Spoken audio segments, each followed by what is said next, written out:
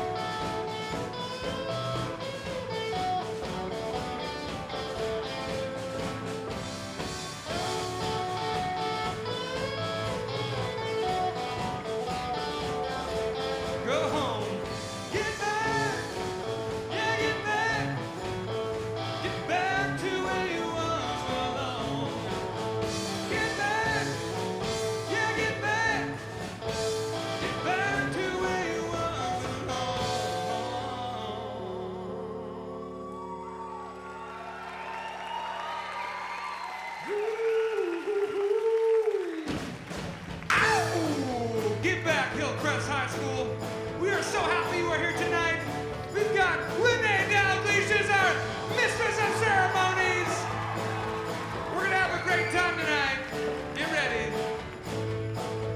Get back, get back, get back to where you once belong.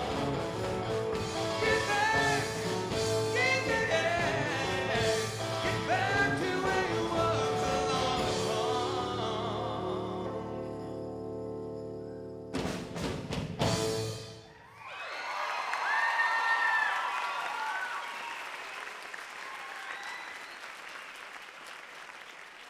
Thank you so much. We are so happy to be here with you tonight. This is the second time we've been fortunate enough to share the stage with Hillcrest High School's choirs and orchestra. This is Sean's Garage. We are the BeatALS band. Yes, thank you. A big thank you to all of the moms and parents who helped with herding these cats throughout our rehearsal today, and then just to all the staff here at Hillcrest, the tech, and administration for just being so supportive, and for all of you for being here. We're going to talk a little bit about ALS. Just by show of hands, who has heard what ALS is? So a pretty good number. We'll talk a little bit about it, and most importantly, we are here to celebrate and honor a very, very special friend of Renee in particular, but to the performing community. Paul Winkleman has been a staple in the performing arts and education for a long time, and we are here to honor him. And so we will get to that. But we're going to kick things off with a Beatles favorite, Sgt. Pepper.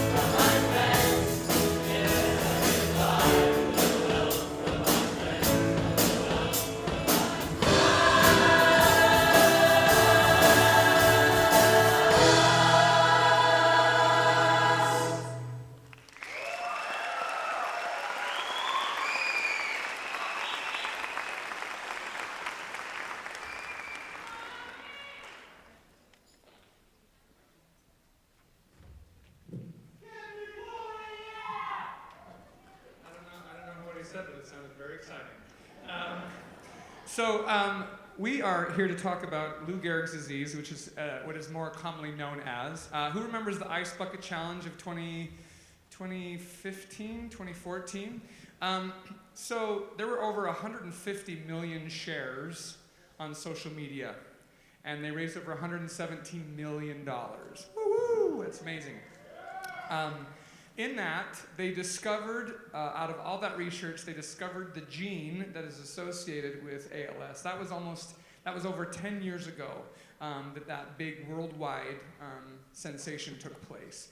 There is still no cure for ALS. ALS stands for amyotrophic lateral sclerosis, and it is a neurodegenerative disease that affects the muscle fibers that run from your brain to your muscles.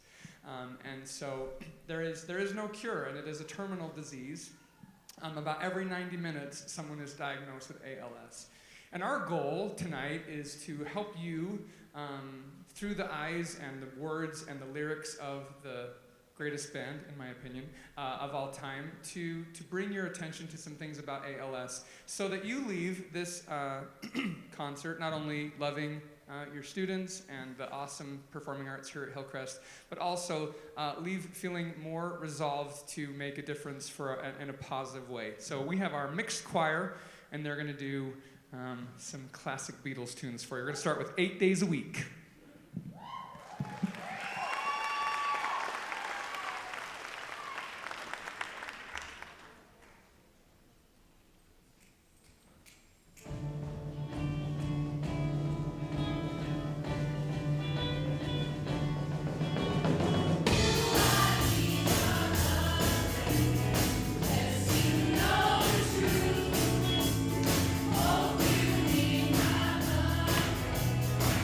Just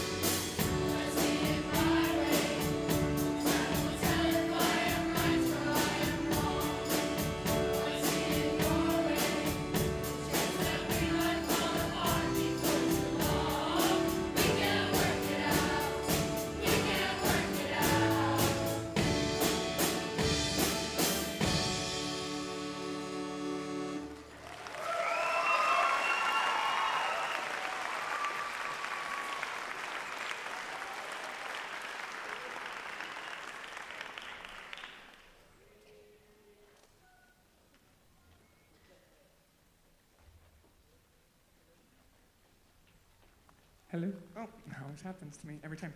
Okay, we're going to welcome on the combined girls choir, and we're going to be adding our chamber orchestra. Can we give it up for the orchestra, people?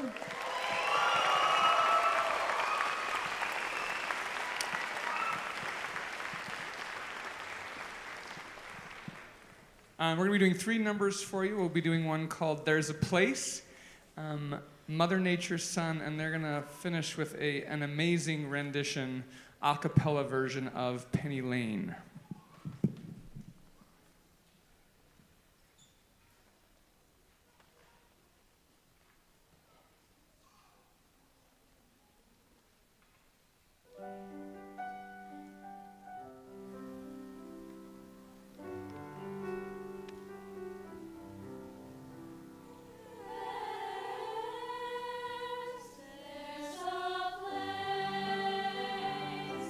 Where I can go.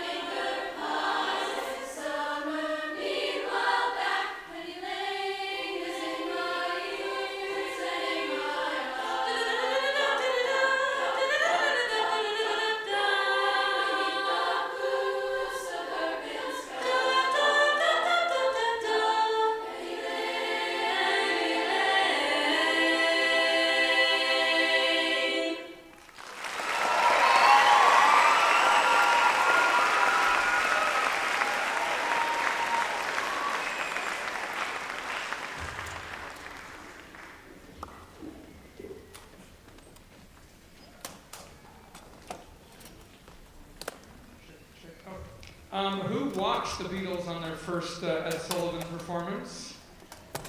You guys are so awesome. You thought I was going to say old, didn't you? Well, I didn't say it out loud. They performed for 70 million people on an 11-inch screen, all black and white. But since that time, they've sold over millions of records. And what was it about the Beatles? I mean, I know talking to you as a bald man, I'm not going to say it was their hair, because, I mean, we know it wasn't that, even though every time they shook it, girls just went crazy. So we're going to let these boys shake their hair and do a little bit of I Saw Her Standing There.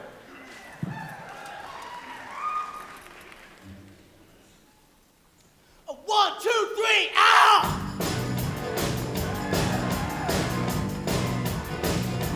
She was just 17, and you know what I mean.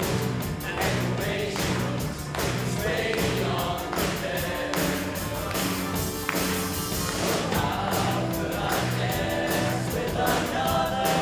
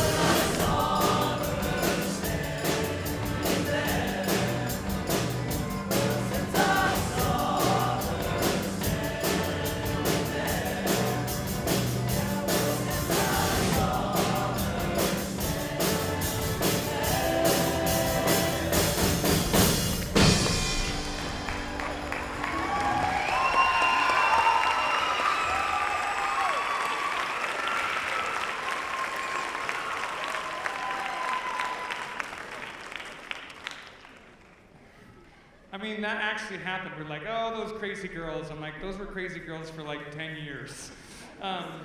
So something that's really cool about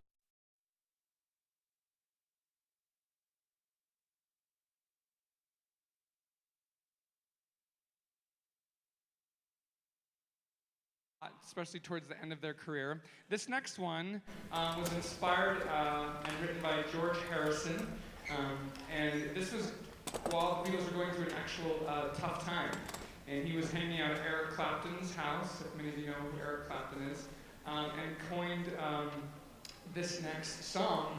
And it just speaks of hope, it speaks of light, it speaks of brighter days ahead. And I think that's something that we can all take to heart, is that even when things are difficult, there's always sunshine.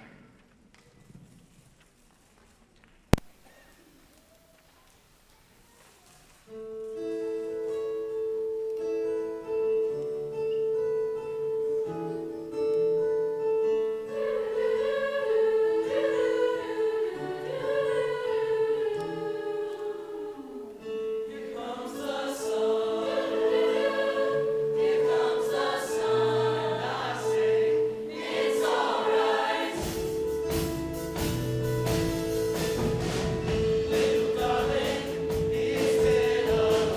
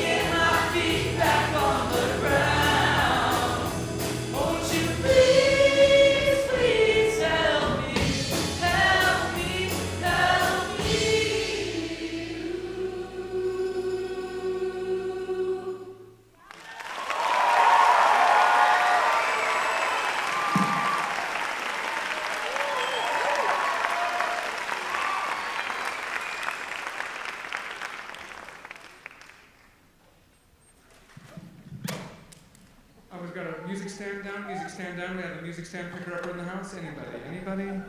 Not, it wasn't supposed to be you, it was supposed to be some kid. So Eleanor Rigby, this is such a great song, but it does have a tie-in to another Beatles song, right? Sgt. Pepper's Lonely Hearts Club Band. We have coined the phrase with our organization, Sgt. Pepper's No More Lonely Hearts. Our goal is to make sure that no one going through difficult times feels alone. Many times when you're experiencing a terminal disease, whether that's ALS or cancer or something else, it can feel very alienating. And I think if anybody here who has gone through something similar to that could attest that loneliness is one of the results of that experience. But we have done this for now going on 10 years, 8 years really, and every time we come together to do these concerts, we want to help all of us, not only the people that we're benefiting, but all of us to feel like they're not alone through this difficult time. Eleanor Rigby says all the lonely people, and Sgt. Pepper's Lonely Hearts Club Band, and our mission and message is that there are no more lonely hearts and that there are not lonely people, and that just by being here tonight, you are part of this great community of lovers of music and supporters of banding together through powerful music to lift those people who are in need. So this is Eleanor Rigby featuring the choir and the chamber orchestra.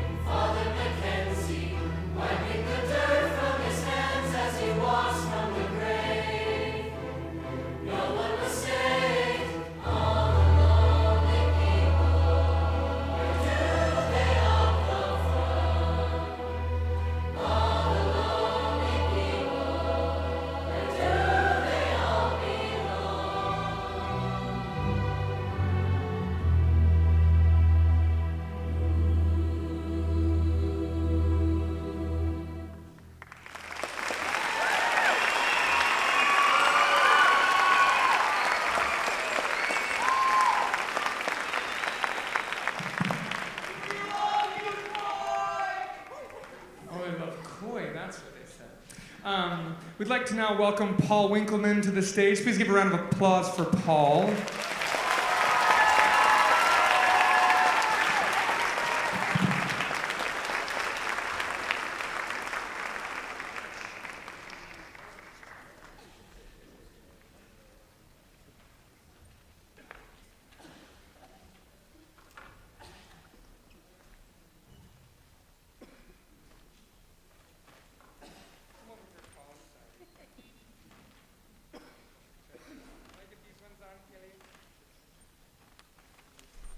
Check, check. Oh, and does that one work too?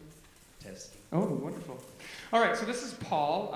We were introduced through Renee, but we had done this ALS concert with Hillcrest a couple years back, and you were actually at Brighton High School, and we did 2 of these concerts. So it is just an honor for you to be with us tonight. So we're going to get to know Paul just a little bit, talk a little bit about his life and his experience. So where did you grow up? What are some of your childhood memories? I grew up across the street, actually, from Cottonwood High School. And so I'm a Utah guy, and I loved my experience there. And one of my fondest memories was in elementary school. As we were walking home, we would get a block away from my home, and I could smell bread. And we would just start to run as fast as we could. Went through the front door, and Mom always had homemade bread, just lathered with butter, and it was so good. Hence, I've got some, dough going right here. Now we're all super hungry, right? That was a very good description of this freshly baked bread with slathered. He said slathered in butter, by the way. Yes, so wonderful. So, and then when did you start getting into the performing arts, dance, theater? Very interesting. When I always had been into the fine arts, even as a little child. In our home, the music was always playing. Mom would grab the cane. We would go dancing around the living room as little kids.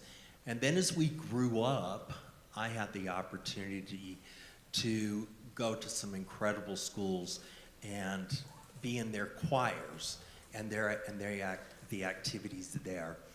Then I went to Cottonwood High School, and my life changed. That is when I got involved in choir and theater and dance, and I was hooked. And so I started, I never had any professional training until I went to Brigham Young University, and I took a beginning ballroom class. And who would know that since that time, I have had the world's doors open to me and give me opportunities for my whole life, and it's been amazing. I love that. That's awesome. And then how did you decide to get into education? I think a lot of it had to do with my high school experience.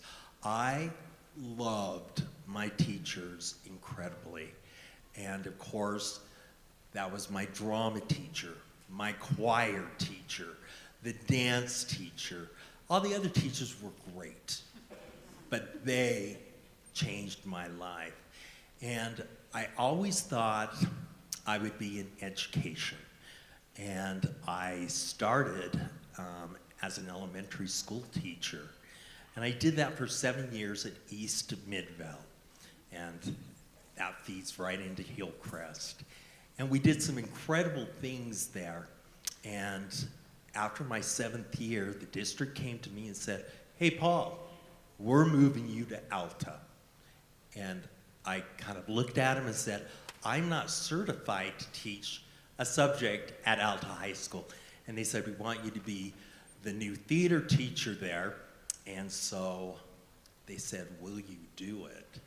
And I said, "Okay." And my life again changed.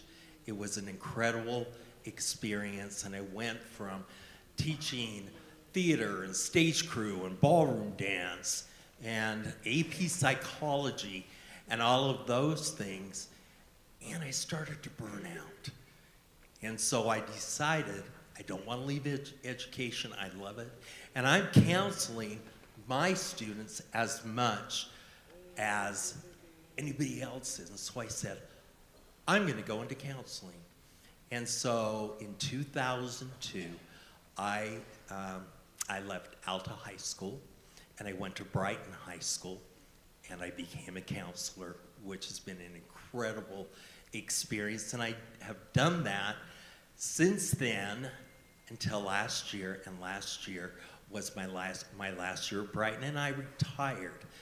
Not because I wanted to, but because of this disease I have. It's starting to take a lot out of me. But you know, I could not leave it completely.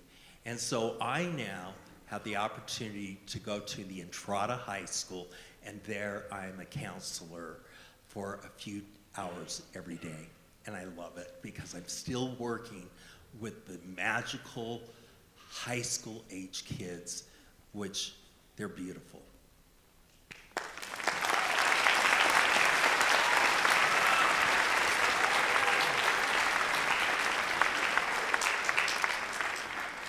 So when did you first start noticing symptoms of ALS, and what was that like? Okay. In 2002, literally the second week of January, I happened to be teaching, and I came out of the studio that I was teaching at, walked across the wet grass and snow, and I fell and I broke my leg. Didn't think much about it until until about May, after it was all healed, and I could not get my strength back in my leg. It was hindering me from choreographing and doing all sorts of things that I love to do. And so I went to Tosh PT, and they started working with me, and after my 8th session, they said, Paul, we hate to tell you this, but nothing is strengthening you. So we're going to send you to the neuro department and have our doctors just check you out. And I went, okay. And so I went, and they checked me out. They put pins in my legs and electrodes and all sorts of things like that to see what it would do to my body. And at that time, the doctor said, well, we know one thing, you don't have ALS. And I went, I am so glad. And so they worked with me for about a month, and then they said, we need to send you to someone better. So they sent me to someone better, and then they sent me to the very best of the best in their opinion. And I went in, and this was in June, and they put all those that stuff on my body, and they checked it out, and they tested me, and then the doctor said, Paul, I need you to go to the lab, and I'm going to have them hello? I'm going to have them take some blood. And I went, okay. And so I went, and they took 10 vials. When they hit 10 vials, I went, something is definitely, I'm in trouble. And a day went by, and the doctor said it's going to be approximately about a week before I'll get back with you. The next day, his assistant called and said, hey, Paul, the doctor would like to see you tomorrow. And can you come in at 3 o'clock? And I said, well, I can't because I'm teaching at BYU. And I said, I'm so sorry, I just can't cancel this late. And he said, okay, I'll get back with you in a few days, and we'll get you another appointment. 5 minutes went by, and he called me and he said, can the doctor see you tomorrow at 7 o'clock? And I knew there was something wrong. So I went in, and the doctor walked in and said, hey, Paul, your blood is fantastic. And I went, well, that's great. You know, I got some hope. And he said, no, Paul, it's not great. We were hoping something was in your blood that was causing this, and it isn't. And you have ALS. And my life changed right then. And that's how I found out I had ALS. So it's not uncommon for a lot of ALS patients to go through multiple doctors, because what they do is they rule out what it's not. And it's been for some 6 months to a year of tests and going to different doctors and doctors scratching their heads saying, we don't really know what's going on. So Paul's experience can be very, very frustrating and scary.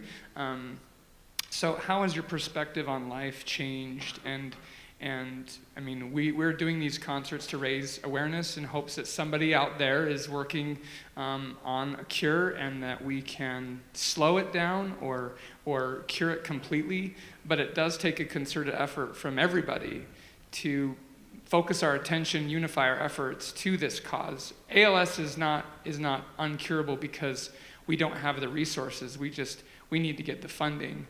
Our goal is to contribute to research, but also to improve the quality of life for our friends who have it. So how has your perspective of life changed? Okay. Immediately when the doctor told me that I had ALS, I kind of had an out-of-body experience. I just was like, oh my gosh. I didn't cry. I looked at him and said, okay, what do I do? How do I beat this? And he smiled at me and he says, Paul, you'll never be able to beat this, at least as of right now. But we're going to get you up to the ALS clinic, which is at the University of Utah. And working with them and with my support system and the love that I have for my students, I decided there's one of two things I could do. I could go in and go, woe is me, I have ALS, and just quit. Or I could go every day to school and every day of my life committed to try to change somebody else's life, to make their life better. And that's exactly what I've done. Every day I'm happy, I'm not bitter, I'm not mad. I have had the life of at least 5 people with all the things that I've been able to do with my life. And so I can't complain because I've had a great life. So my goal is to do anything I can to change somebody else's life. And I try to do that every single day.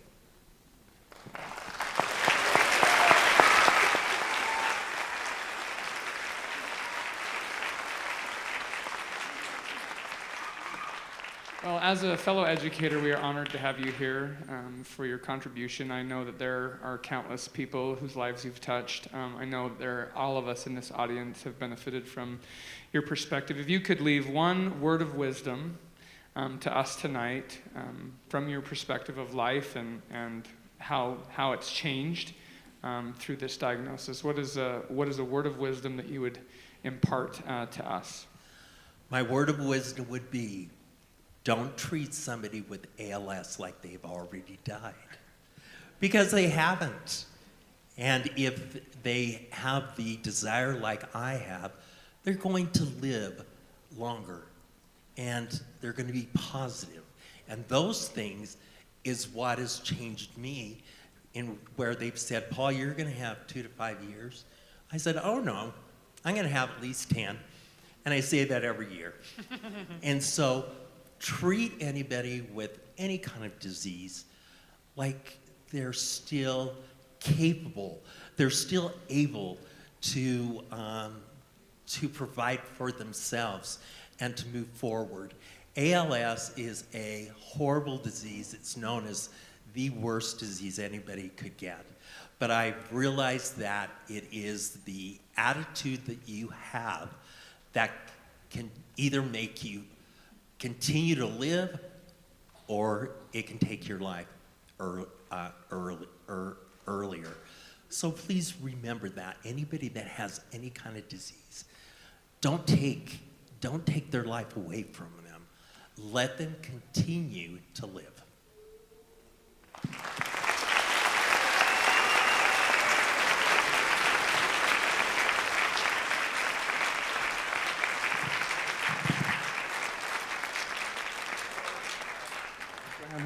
So in addition to our awesome orchestra and choirs here at Hillcrest High School, as Paul said, he has been a instructor and clinician and coach and teacher in ballroom. So we are fortunate to have with us tonight the Bingham Ballroom team and the ballroom team from ALA under the direction of Rick Robinson and Gina Terrell, and they're going to be joining with us on Let It Be. After Let It Be, we will take a brief 10-minute intermission, so if you need to go to concessions or get a drink or other things, make sure you come on right back. We'd like to start basically in 10 minutes, but this is my personal favorite song by the BeatALS, and my favorite line in this song is, and when the broken-hearted people in the world agree, there will be an answer, let it be.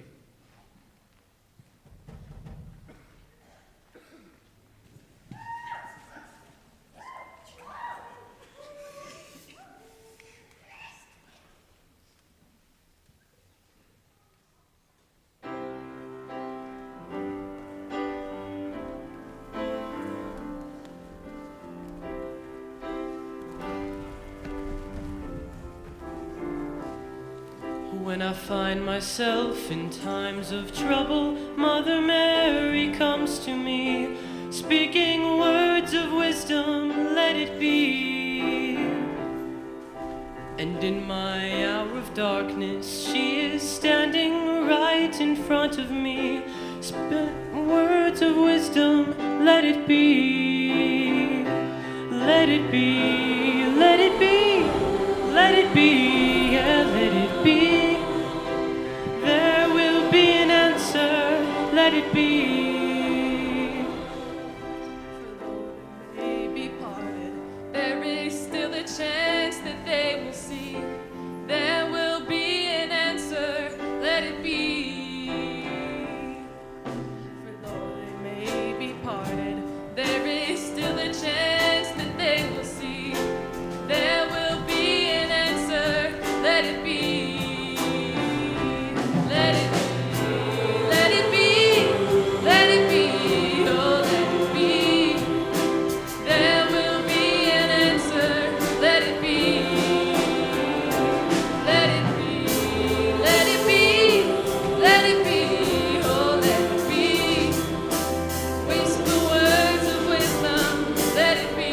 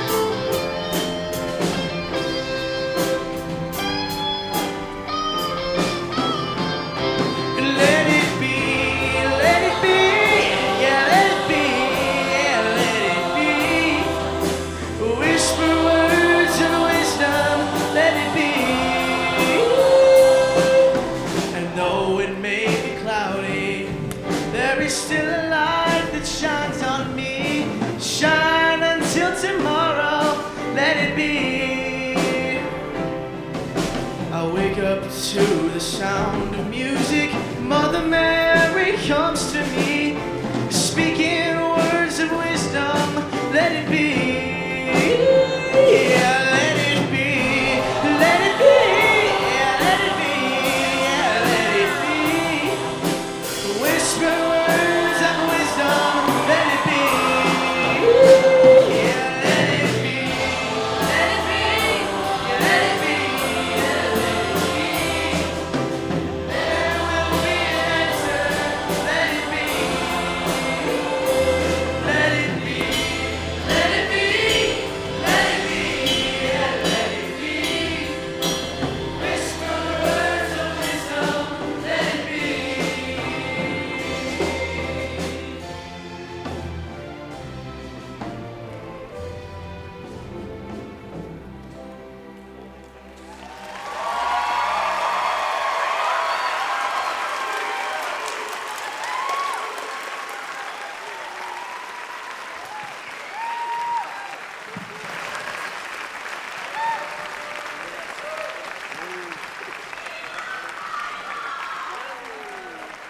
We will now have a 10-minute intermission. Thank you so much.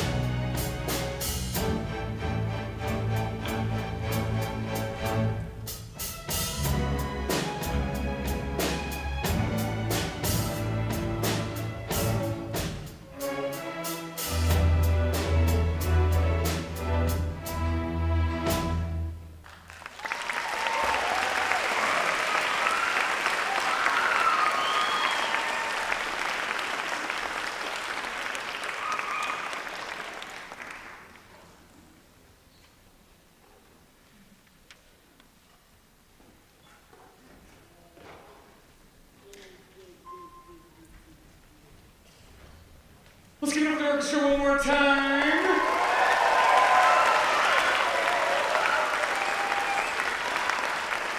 Let's give it up for Renee Dalglish. She's so awesome. So this next one is going to be vocal ensemble. Yes, is that correct? They're going to sing two of my very favorite Beatles tunes in all of the world. The most covered song of all time is Happy Birthday, for obvious reasons. And the next most covered song in all of history is this next one, Yesterday. And it's been covered over 3,000 times. And I think once they see it, you'll know why.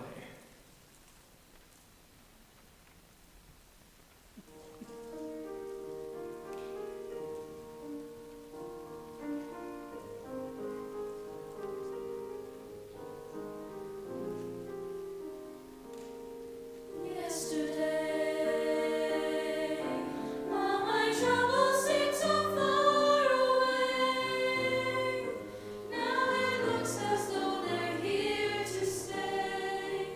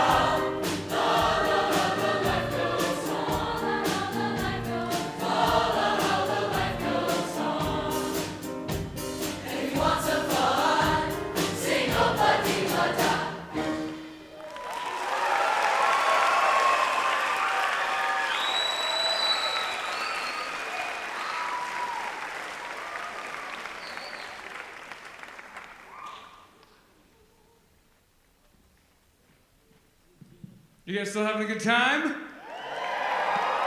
All right. This next one is the theme of our concert. Yes, just making sure we're all still here. This is the theme of our concert. All you need is love, and I would say the most repeated word in the entire BeatALS library is probably the word love, and we can see from the messages in their music and just the overall sense of tonight. I think it just permeates that feeling. So this features the band and the choir, and this is All You Need Is Love.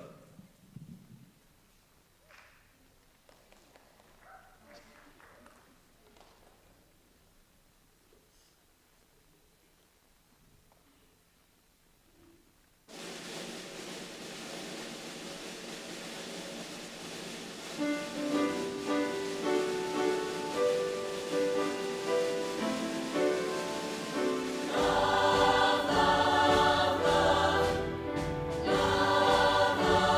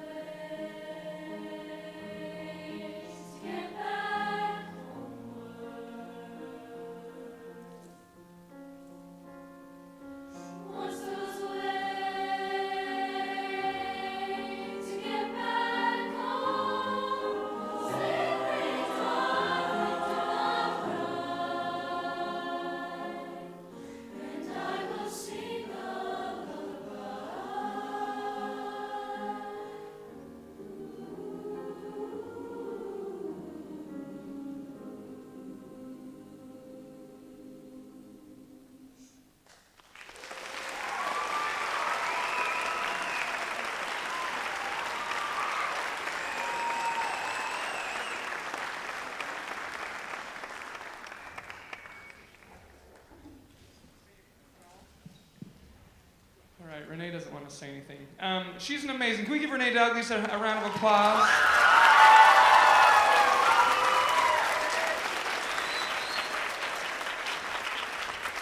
She's just the most wonderful person, and to do what she does, running a orchestra program and a choir program, it's not easy.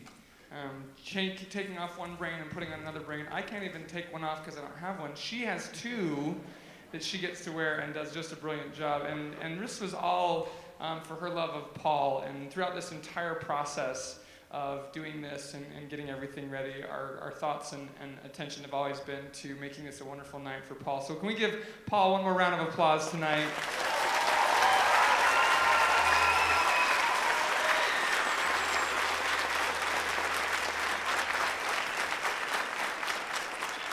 And the mission and message of BeatALS benefit is to take a sad song and make it better. And whether it's ALS or other hardship in our life, hopefully we're relying on each other to make this life a little bit easier. So we're going to end with, I always say this about every song, about one of my favorites, Hey Jude.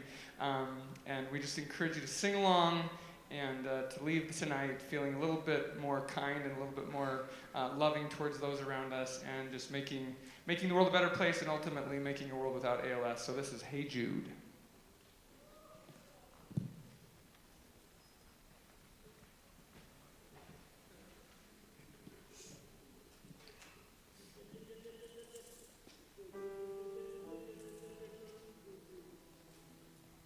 Hey Jude, don't make it bad.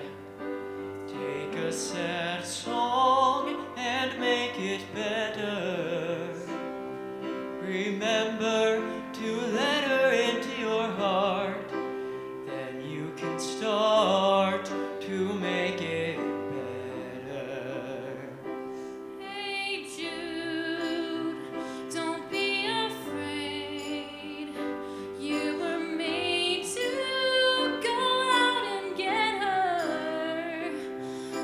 Minute you let her under your skin, then you begin to make it better.